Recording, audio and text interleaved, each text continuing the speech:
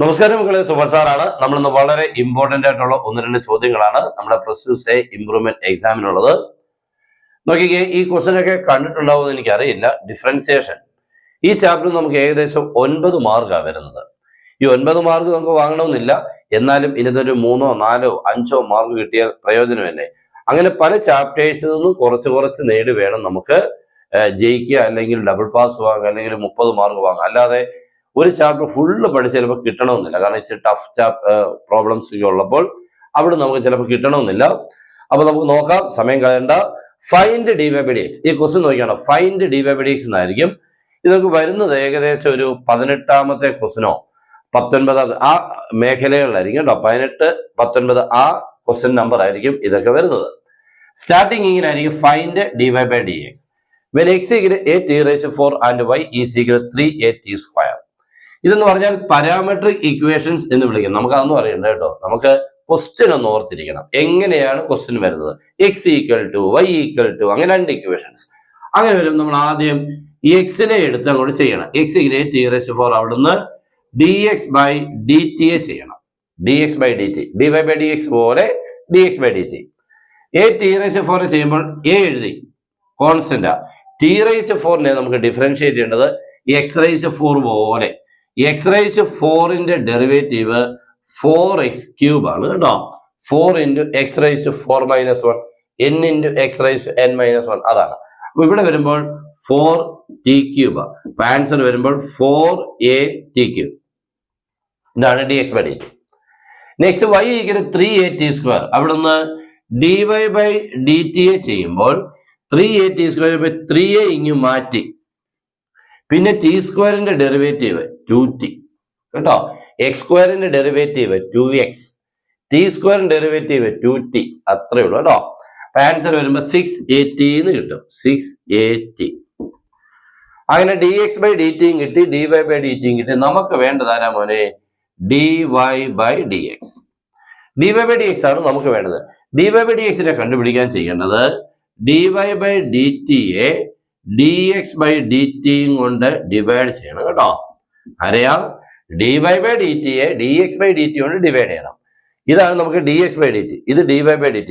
ആരെയാ ഡിവൈഡ് ചെയ്യേണ്ടത്? ഈ dy/dt-യെ പിടിച്ച് മണ്ടയ്ക്ക് എഴുതണം. ഉണ്ടല്ലോ, dx/dt താഴെ. ആൻസർ വരുമ്പോൾ എങ്ങനെ വരും? 6at / 4at³. ഇങ്ങനെ കൊണ്ട് നിർത്തിയാൽ പോരെ, ഇത്തിരി ഒന്ന് ചെയ്യണേ. കാരണം അവരുടെ ആൻസറിൽ ഇതൊക്കെ കട്ട് ചെയ്തുള്ള ഫൈനൽ ആൻസർ ആണ്. അതുകൊണ്ട് അങ്ങനെ കിട്ടണം. അപ്പൊ a ക്യാൻസലായി. പിന്നുള്ളത് 6, 4. 6നെയും 4നെയും നമുക്ക് 2 കൊണ്ട് കട്ട് ചെയ്യാം. ശരിയല്ലയോ? 2 കൊണ്ട് ഇതിനെ കട്ട് ചെയ്ത് 3 കിട്ടും, 2 കൊണ്ട് ഇതിനെ കട്ട് ചെയ്ത് 2 കിട്ടും. ആൻസർ വരുമ്പോൾ പിന്നെ t ഉണ്ട്, t ഉണ്ട്, t³ ഉണ്ട്. അത് നമുക്ക് ഇവിടെ കട്ട് ചെയ്യാം. അപ്പൊ 3/2 കിട്ടിയല്ലേ മോനെ? ഇവിടെ ഒരു 3 ഉണ്ട്, ഇവിടെ 2 ഉണ്ട്. ഇവിടെ t, ഇവിടെ t³ എവിടെയാ മോനെ കൂടുതൽ? t താഴെയല്ലയോ? ഇവിടെ ഒരെണ്ണമേ ഉള്ളൂ, ഇവിടെ 3 എണ്ണം ഉണ്ട്. അപ്പൊ ഇതൊന്ന് കട്ട് ചെയ്യുമ്പോൾ താഴെ 2 എണ്ണം ബാക്കി കിടക്കും അല്ലേ? അപ്പൊ താഴെ t² എന്ന് എഴുതണം കേട്ടോ. t². ഇതാണ് ഫൈനൽ ആൻസർ. ഓക്കെ, അപ്പോൾ എല്ലാവരും ശ്രദ്ധിക്കുക. ഇതിനെ വിളിക്കുന്നത് പാരാമെട്രിക് എന്നാണ്. പക്ഷെ ക്വസ്റ്റ്യൻ പേപ്പറിൽ പാരാമെട്രിക് എന്നൊന്നും വരില്ല. ക്വസ്റ്റ്യൻ കണ്ട് നമ്മൾ തിരിച്ചറിയണം. x = ഒരു ഇക്വേഷൻ വരും, y = മറ്റൊരു ഇക്വേഷൻ വരും. അങ്ങനെ 2 ഇക്വേഷൻസ് വന്ന് ചെയ്യുന്ന മെത്തേഡിനെയാണ് പാരാമെട്രിക്. അപ്പോൾ അടുത്തോട്ട് കയറാം അല്ലേ? അടുത്തതും വളരെ ഇമ്പോർട്ടൻ്റ് ആയിട്ടുള്ള ക്വസ്റ്റ്യൻ ആണ്. ഫൈൻഡ് dy/dx എന്ന് തന്നെ വരുന്നതാണ് കേട്ടോ. ഇവിടെ കണ്ടോ, ഒരു ഇക്വേഷൻ മാതിരി കണ്ടോ, ഒറ്റ ഇക്വേഷനാണ്. ഇതിനെ വിളിക്കുന്ന പേരാണ് ഇംപ്ലിസിറ്റ് ഇക്വേഷൻസ്. ഇത് ഇച്ചിരി പാടായിട്ട് ചിലപ്പോൾ തോന്നുമായിരിക്കും, അറിയില്ല. നോക്കാം. ഇവിടെ നമ്മൾ ആദ്യം ഡിഫറൻഷിയേറ്റിംഗ് എന്ന് എഴുതണം കേട്ടോ. x³ x³ derivative ആരാന്നറിയാമോ? 3x². x³ 3x⁻³ - 1 അതാണ് 3x². y³ derivative 3y². തീർന്നില്ല മോനെ? y ചെയ്യുമ്പോൾ ഒരു ആളെയും കൂടെ എഴുതണം, dy/dx. ഓക്കെ, y എപ്പോ ചെയ്യുമ്പോഴും നമ്മൾ എക്സിനെ ചെയ്യുന്ന പോലെ ചെയ്തിട്ട് dy/dx എന്ന് എഴുതണം. ഇനി xy ചെയ്യുമ്പോൾ പ്രോഡക്റ്റ് കൂടെ കേട്ടോ. 2 ഉണ്ട്, x × y. അത് 2 ഫങ്ഷൻസ് ആയതുകൊണ്ട് first into derivative of second, that means dy/dx plus second y × x derivative 1. Product കൂടെ അപ്ലൈ ചെയ്താണ്. First into derivative of second plus second into derivative of first. ഇതാണ് നമ്മുടെ ടേംസുകൾ.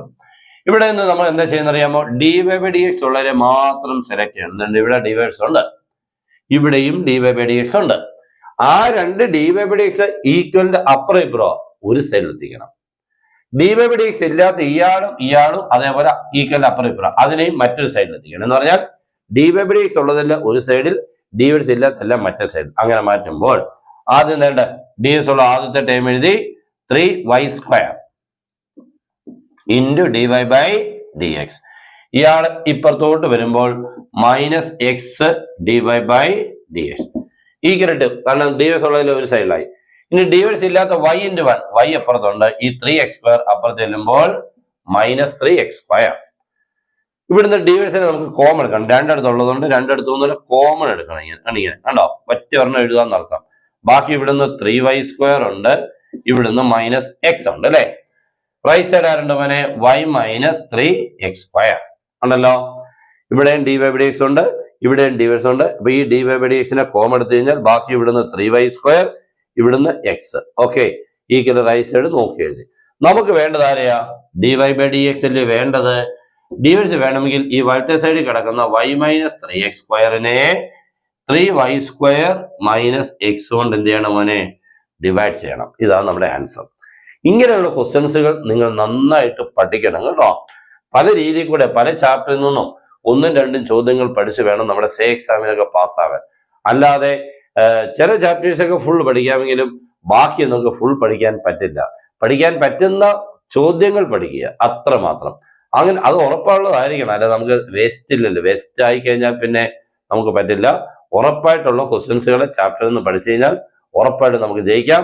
അപ്പൊ എല്ലാവരും അടിപൊളിയായിട്ട് പഠിക്കുക, നന്നായിട്ട് പഠിക്കുക. ഓക്കെ, അടുത്ത ക്ലാസ് ഒക്കെ ഇതേപോലെ വന്നുകൊണ്ടിരിക്കും. എല്ലാവരും നമ്മുടെ ചാനൽ ഫോളോ ചെയ്യുക, സബ്സ്ക്രൈബ് ചെയ്ത് ബെൽ ബട്ടൺ എനേബിൾ ചെയ്യുക. Good bye.